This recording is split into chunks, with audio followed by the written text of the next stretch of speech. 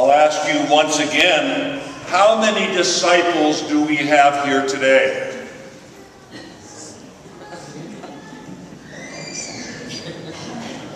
Some aren't sure. Some aren't sure. If we're not sure who are here, what kind of sign-bearing value do we have as a community, as a church out there? So I ask you again, how many of us are disciples of the Lord? Everybody puts their hands up now. In today's gospel, Jesus sends out his disciples, as I said at the beginning, with only a walking stick and sandals. But what he's telling us is it's time to move. It's time to move.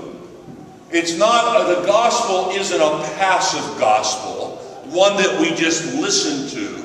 The gospel is a living gospel that challenges us to move our life and to go and accomplish a task, a mission. And so our very lives, each and every one of you and myself, we have a sign-bearing job to do. We need to be a sign of Christ out in the world. We need to represent Christ. Or, better yet, we need to represent Christ in the world. We need to mirror the very reality of Christ, the very reality of God, shining forth from within us, just as Jesus did. And so the first thing that Jesus asks us to do as disciples is he calls us to a very radical way of life, a radical detachment from the things that clutter our hearts and our minds, that clutter the limits of God's space within us. And so we ask ourselves, what could we dispose of in our lives? What could we give up in our lives? What could we give up in our attitudes? What could we give up in our prejudices? What could we give up in the way we behave behind closed doors? Behind the doors of our own home? What could we give up in how we treat one another in private as opposed to public? What could we dispose of our lives that would free us, liberate us so that we could travel, or at least we could journey lighter in this world? Our daily life can weigh us down. I am certain that I could ask any of you, what are the weights? What are the things that you carry? What are the burdens you carry each and every day? Saturday morning I was at the hospital anointing one of our parishioners. I look at that and I think the burden that they carry. The burden that they carry, that family carries. And how can we lighten their burden? Sometimes we're so engrossed in our own that we forget about the others. And so that radical reliance on God, means that we have to open our hearts. We have to open our hearts if we're truly going to be disciples of the Lord. Because it's in the very heart of the church, it's in the very heart of God's people that we find the meaning of our life as Christians and as disciples. And so if we're not within the heart of the church, if we're not within the heart of our people, if we really don't understand what touches the heart of one another, if a husband and wife don't understand what touches their heart and the meaning of their heart, what is that relationship like?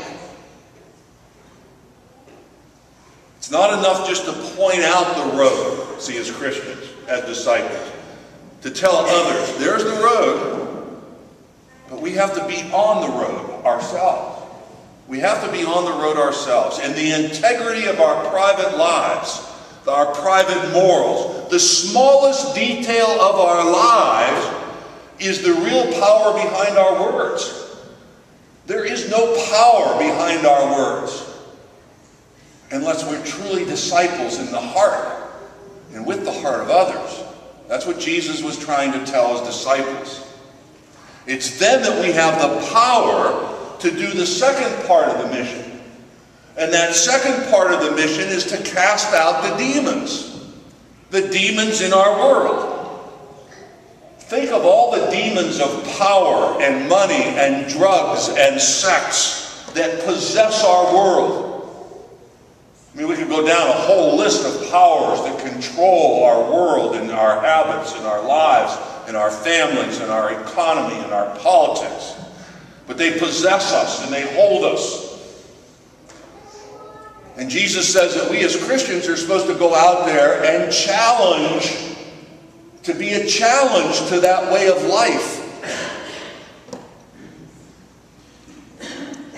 We also have to confront the demons in the church. I can't stand up here and pretend that there's no demons in the church. The emptiness of religious practice in many of our lives. The greed, the power, the sexism, the cover-ups that we've all engaged with these years. They've all diminished our religious practice, and then our ritual becomes empty. Then we're not really sure if we're disciples or not. Somehow our lives there has to be a power behind our words. And that power behind our words only comes when we live authentic lives. Try to. So the Lord sends us out 2 by 2. He says we can't do it on our own. We absolutely can't do it on our own. And so when we leave here, we leave 2 by 2, representing Christ to the world. And in my estimation, as I look at our community and the lives that you live, I believe that we can truly make a difference. God bless you.